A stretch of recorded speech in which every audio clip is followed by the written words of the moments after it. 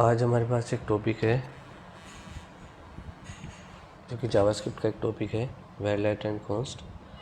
इसके अंदर हम पढ़ेंगे कि इसका स्कोप क्या होता है, इसके असाइनमेंट्स क्या होती हैं, एक रियल लाइफ एग्जांपल के साथ। उससे पहले मैं आपको अगर बताऊं कि ये होता क्या है वेरलेट एंड कॉन्स्ट। सिंपल अगर हम समझें तो वेर की अगर हम बात करें तो ये तीनों कीवर्ड्स होते हैं। और कीवर्ड्स का आप इन द सेंस समझ सकते हैं, कोडिंग में आपने अलग कीवर्ड्स भी पढ़े होंगे, जैसे कि हमारे पास इफ एल्स कीवर्ड होते हैं। उसी टाइप के कीवर्ड्स है जो कि वेरिएबल डिक्लेरेशन के लिए यूज़ होते हैं। अब डिक्लेरेशन और असाइनमेंट में ये डिफरेंस ये है कि डिक्लेरेशन मतलब जब तक कि आपने किसी वैल्यू को असाइन नहीं किया उसको डिक्लेरेशन बोलेंगे। यदि आपने किसी वेरिएबल में उस वैल्यू को किसी वेरिएबल में कोई वैल्यू असाइन कर दी है तो उसको हम डिक्लेरेशन प्लस असाइनमेंट बोलते हैं। तो हम आज पढ़ेंगे कि इन वेरिएबल्स का स्कोप क्या होता है। स्कोप से आप समझ सकते हैं कि पूरे प्रोग्राम के अंदर आपका वेरिएबल कहाँ से एक्सेसिबल है और कहाँ से नहीं, उसको बोलते हैं स्कोप।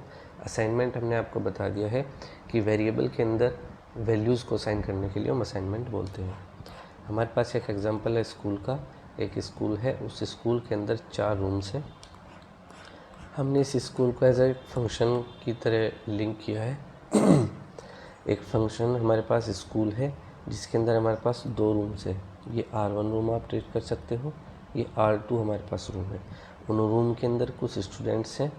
तो जैसे कि हमारे पास स्टूडेंट 1 है, वो रूम 1 के अंदर है, बट वो वेर से डिक्लेयर है। और वेर की हमारे पास एक जावास्क्रिप्ट के अकॉर्डिंग वेर का बिहेवियर होता है कि जो वेरिएबल वेर के थ्रू डिक्लेयर होंगे वो पूरे प्रोग्राम में या पूरे फंक्शन के अंदर कहीं से भी एक्सेसिबल हो सकते हैं। तो हम एग्जांपल के थ्रू समझ सकते हैं कि स्टूडेंट 1 रूम के अंदर भी यूज़ होगा, स्टूडेंट 1 के पास जो है वो रूम 1 का एक्सेस भी होगा और रूम 2 का एक्सेस भी होगा। या तो हम ऐसा बोल सकते हैं या हम बोल सकते हैं कि स्टूडेंट 1 रूम के 1 के अंदर भी एक्सेसिबल होगा, रूम 2 के अंदर भी एक्सेसिबल होगा।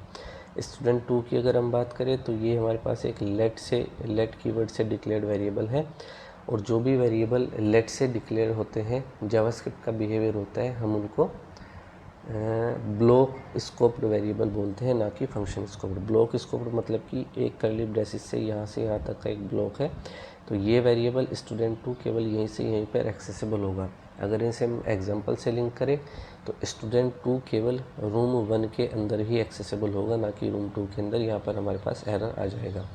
सेम बिहेवियर कॉन्स्ट का भी होता है, ये भी हमारे पास ब्लॉक स्कोप्ड वेरिएबल होता है।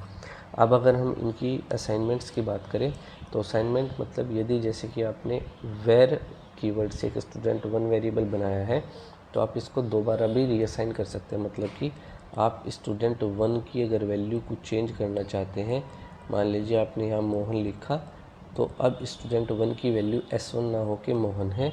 सेम केस में स्टूडेंट के केस में भी हम इसकी वैल्यू ऐसे चेंज कर सकते हैं। मतलब कि स्टूडेंट 2 की वैल्यू को भी हम चेंज कर सकते हैं। मतलब हम यहाँ से पता लगता है कि वेर एंड लेट को हम रीअसाइन कर सकते हैं। जो इनकी वैल्यूज़ हैं, इनकी कीवर्ड की वैल्यूज़ को, मतलब वेरिएबल के अंदर जो वैल्यूज़ आएंगी उनको रीअसाइन हम कर सकते हैं।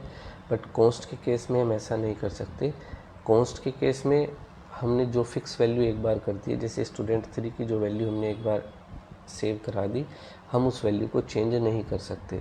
तो ये हमारे पास बिहेवियर होता है। एक बिहेवियर एक्स्ट्रा ये भी होता है जावास्क्रिप्ट का, यदि आप वेर कीवर्ड में कोई वैल्यू असाइन नहीं करेंगे तो ये बाय डिफ़ॉल्ट यहाँ पर अनडिफाइंड वैल्यू लेता है।